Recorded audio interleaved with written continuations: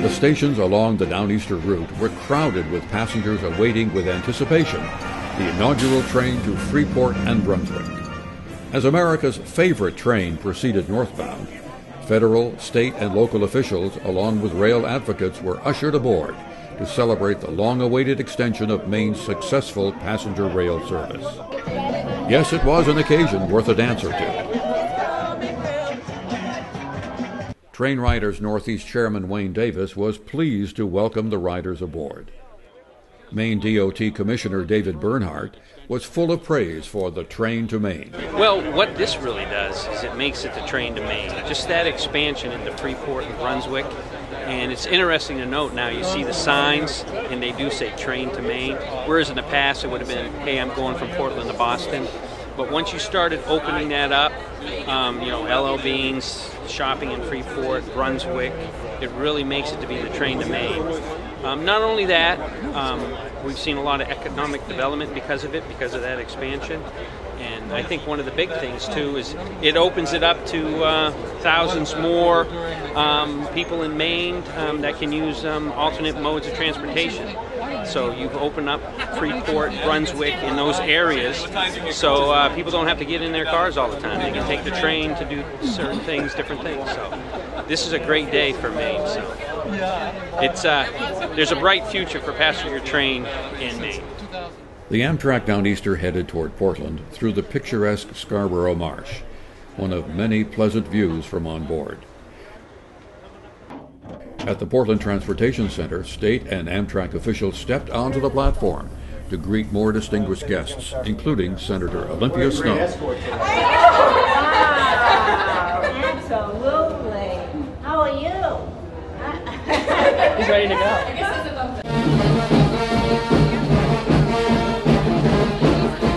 After the ceremonies in Freeport, it was Brunswick's turn to extend the welcome mat with a musical accompaniment provided by the Brunswick High School Band. The invited guests, each of whom had provided needed support for the Downeaster at crucial times, included a powerful bipartisan leadership group: former Governors Baldacci and King, Congresswoman Shelley Pingree, and Senator Snowe. Is this a great day for Brunswick or what? You've already heard from the father of Downeaster, and that's Wayne Davis, but I'd like to say a few words about him. Many of you may have read the story that appeared in the Maine Sunday Telegram about Wayne about a week ago, and they were describing what galvanized Wayne into this entire project of restoring passenger rail system to Maine. And it was because he had a bad travel experience on one of the trains back in 1988. But we all have bad days, traveling. But Wayne took it to a new level with his complaint. He decided he was going to restore this service more than 140 miles now from Boston to Brunswick. That's what he did because he's a visionary, he's determined, he's tenacious, he's relentless in his passion. And so we have a lot to thank in Wayne Davis. This would never, ever have happened without his belief that he could make this project work. So thank you, Wayne.